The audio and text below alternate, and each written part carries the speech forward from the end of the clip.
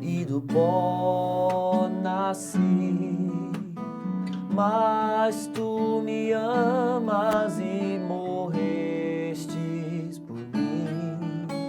Diante da cruz só posso exclamar: Teu sou, Teu sou. Toma minhas mãos, te peço, toma meus lábios, te amo, toma minha vida, ó Pai, Teu sou, Teu sou, Teu sou, Teu sou. Pois bem, padre. Uma música que me pergunto várias vezes, né? Eu não sou nada e do pó nasci, né? Padre, como pode eu não sou nada e recebeu tudo, né, que é Jesus na Eucaristia? Pois bem, padre, como que eu posso fazer para me tornar, né? De nada alguma coisa, exatamente, né? me tornar algo, né? Para que eu possa me aproximar à Eucaristia, me aproximar a Jesus. Os sacramentos, todos, eles dão conta da santidade da nossa alma, né? Para santificar. Algumas pessoas pensam: eu sou tão pecador, tem tantos pecados, eu não devo me aproximar da Eucaristia. Você está correto, né? Não deve. Nós até dizemos, antes de comungar: Senhor, eu não sou digno de que entreis em minha morada. Ou seja, de fato não há dignidade em nós. Mas, para nos preparar para o sacramento da Eucaristia, nós temos o sacramento da confissão, que também é chamado de penitência ou reconciliação. São 3 nomes possíveis para esse sacramento. Assim como a Eucaristia torna presente Jesus, que alimenta a graça nutritiva, assim também o sacramento da penitência torna presente Jesus, que perdoa, a graça expiatória. É necessário, então, crer na eficácia do sacramento da confissão, assim como se crê na eficácia do sacramento da Eucaristia.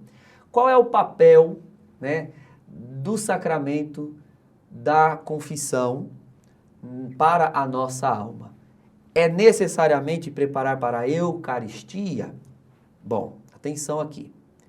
Nós somos acostumados a associar imediatamente confissão com Eucaristia, porque nós confessamos para comungar também. Mas a proximidade da confissão é muito maior com o sacramento do batismo do que da Eucaristia. Por quê? Porque o que a confissão faz é restaurar na nossa alma a graça batismal que eu perco no momento em que eu peco. Então, qual é o sacramento primeiro para o perdão dos pecados, né? Qual é o sacramento supremo de perdão dos pecados? Geralmente, quando eu faço essa pergunta, todo mundo, sem hesitar, já diz confissão. Eu digo: não, errou. O que é que nós dizemos no credo niceno? Professo um só batismo para a remissão dos pecados. O sacramento que perdoa pecados é o batismo. Agora, no momento em que eu recebo o batismo, então a minha alma, ela está absolutamente santificada. Um adulto, por exemplo, que recebe o batismo, ele não se confessa para se batizar. Chega a ser absurdo imaginar uma coisa dessa. Mais uma vez, um catecúmeno veio me pedir confissão: eu vou me batizar, eu queria me confessar. Eu digo: não, filho, você não tem acesso a nenhum sacramento ainda, se você não tem o batismo. É o batismo que te habilita. E aí eu dei a ele a seguinte explicação: olha, a sua alma, ela vai receber o perdão de todos os pecados. Então, se você é adulto e se batiza, todos os pecados cometidos até aquele dia são perdoados. Você não terá que confessá-los. Algumas pessoas ainda confessam, mesmo depois de batizadas, por elas fazem isso mais por desencargo de consciência, porque elas têm um um desejo psicológico de desabafar, de pôr para fora, mas não há necessidade de confissão após o batismo para o perdão dos pecados cometidos anteriormente ao sacramento. Agora, nós saímos do batismo e voltamos ao pecado, porque nós somos frágeis, né? Nós, infelizmente, caímos, pecamos, e o que é necessário ter para receber a Eucaristia? Aquela mesma veste branca, purificada, alvejada no sangue do Cordeiro, que nós recebemos no batismo. Então, a confissão é para restaurar o batismo. Por que eu insisto nisso? Porque algumas pessoas têm dúvidas se, por exemplo, elas podem confessar se não fizeram a primeira comunhão. Eu não fiz primeira comunhão, ainda eu posso confessar? É claro que pode, pode e deve. Porque, em primeiro lugar, a confissão é para restaurar o teu batismo.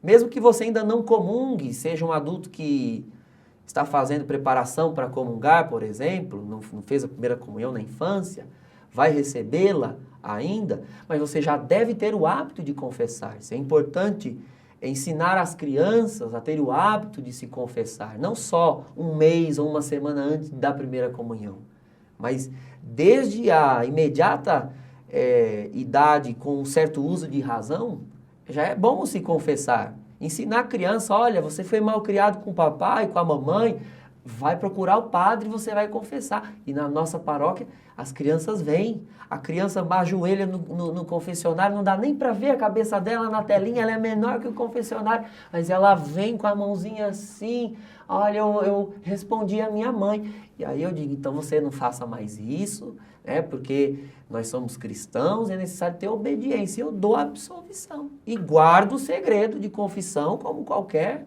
outra pessoa que vem se confessar. Então, a confissão é, antes de tudo, um reencontro com o amor que nos amou no batismo.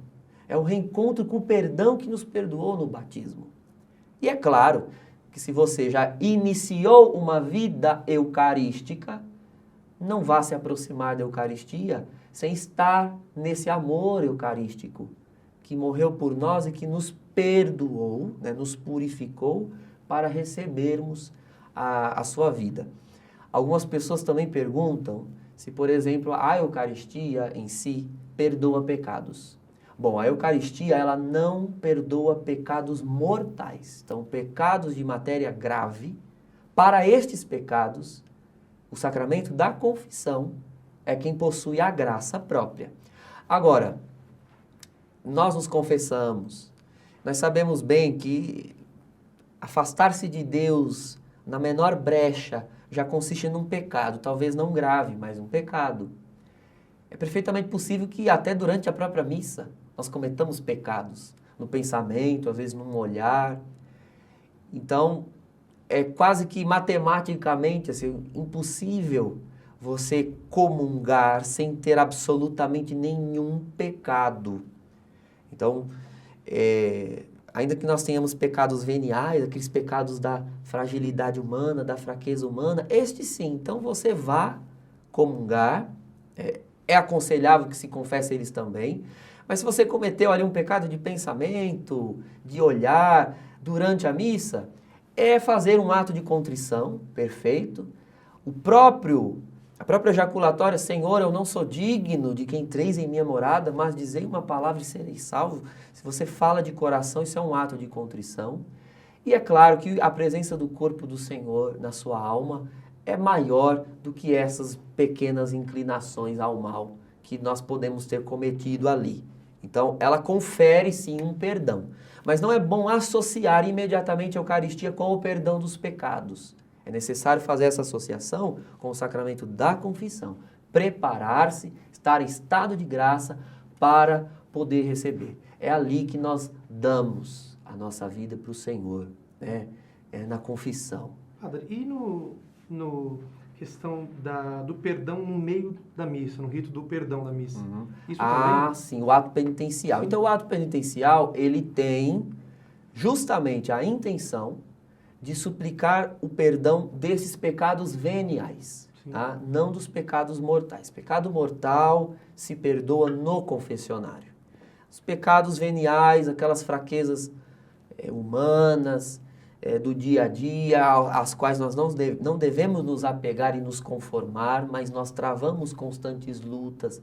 Para essas faltas, o ato penitencial tem a eficácia de perdoar, mas não pecados mortais. Muitas pessoas ficam, mas e pelo menos o ato penitencial? No fundo, as pessoas, elas procuram alguma razão para não se confessar. Algumas por vergonha, por medo. Vergonha e medo nunca irão embora se você não se converter em alguns aspectos. A vergonha, ela é recorrente por falta de hábito na confissão. Então, eu tenho vergonha porque eu não estou acostumado. Na medida em que você se disciplina e vai se confessando, você perde essa vergonha. Vergonha que, como dizem alguns num chavão católico popular, vergonha que o diabo tira para nós pecarmos e devolve para nós confessarmos, justamente porque ele não nos quer ver livres do pecado. Então vença o diabo, já que você não foi capaz de vencer na tentação ao pecar, vença se confessando, superando a sua vergonha, a sua timidez. E o medo, ele se dá na realidade porque as pessoas veem a confissão como uma espécie de juízo sacerdotal, um juízo pastoral. O que é que o padre vai pensar? Com que cara eu vou olhar para o padre depois de eu ter confessado os meus pecados? Alguns são até mais arrogantes, dizer, para que eu vou me confessar com um homem tão pecador quanto eu? Olha, eu digo para você como padre, eu não sou tão pecador quanto você. Eu sou mais pecador do que você, provavelmente. O que está em jogo aqui não é o mérito. Eu não absolvo os teus pecados porque eu peco menos. Eu absolvo os teus pecados porque Cristo me deu este poder. Não porque eu mereço te perdoar, mas porque Ele escolhe os que Ele quer para dar o perdão. E é justamente porque o padre é uma pessoa frágil, pecadora, que ele saberá te compreender. Isso está escrito em Hebreus capítulo 5. Todo sumo sacerdote, justamente porque está cercado de fraquezas, sabe se compadecer das fraquezas dos outros. É o que está lá. Então, de fato, a confissão ela é um tribunal. Por quê? Porque as pessoas vão lá e se acusam. Elas confessam o seu crime diante de Deus. Mas é o único tribunal na face da terra em que você entra culpado e ao invés de sair cumprindo pena, você sai perdoado. Nenhum tribunal da terra faz isso. Você entra e sai perdoado. Veja a confissão como um encontro com o perdão e não com o julgamento. Padre, tem mais uma pergunta. Pode fazer. Tem pessoas que não se confessam e esperam a confissão comunitária. Algumas pessoas esperam a chamada confissão comunitária, aguardando uma absolvição comunitária, uma absolvição geral. O ritual de penitência, o ritual do sacramento da penitência, não permite absolvição comunitária, a não ser em casos de risco coletivo de morte.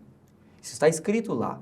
Vamos supor, o avião está caindo, há um padre no avião, não há como confessar todos, ele dá uma absolvição geral. O navio está afundando, não há como confessar todos, ele dá absolvição geral. É possível dar uma absolvição geral condicionada à confissão auricular. O que é a confissão auricular? É confessar no ouvido, aurícula, confessar no ouvido do padre. Pode ser feita uma celebração comunitária, o padre dá a absolvição, mas essa absolvição só é válida se você procura o padre para acusar-se dos pecados. Você inverte a ordem, Absolvição, confissão, ao invés de fazer confissão e absolvição. Mas uma não dispensa a outra, em hipótese alguma. Então, nós sabemos que existem padres que às vezes dão absolvição geral e não educam os fiéis nesse aspecto. Infelizmente, eu devo te dizer que este padre ele não está fazendo conforme a disciplina da igreja. Provavelmente ele não tem essa informação, tenha sido mal formado e infelizmente não é válida essa absolvição. É tão mais bonito nós reconhecermos o nosso pecado. Por que ficar o ano inteiro esperando uma ocasião de uma absolvição geral? Eu não vejo sentido. A gente não faxina a nossa casa uma vez no ano, não é verdade? A gente faxina com frequência, porque acumula-se sujeira ali. Será que você só peca uma vez no ano? Eu tenho receio de algumas pessoas que vêm e dizem, padre, faz um ano que eu não me confesso. E ela começa a se confessar e ela conta os pecados daquela semana. E os pecados daquele ano todo? Ela se esquece. Algumas pessoas acham que o pecado caduca, como se fosse lei, como se fosse ponto na carteira, né? Depois de um ano caduca, não vale mais. Pecado é pecado. Se você se lembra de pecados nunca confessados, de 10, 20, 30 anos atrás, confesse, enquanto é tempo. O tempo não perdoa, quem perdoa é Jesus Cristo. Então, confessar os pecados, isso é fundamental. Só entra na fila da confissão aqueles que são humildes de fato, que querem se humilhar e não justificar-se a si mesmos, mas querem ser justificados pelo sangue de Jesus. Vamos cantar? Toma minhas mãos, te peço. Toma as minhas mãos, te peço. Toma meus lábios, te amo. Toma minha vida, ó Pai, teu sou. Teu sou.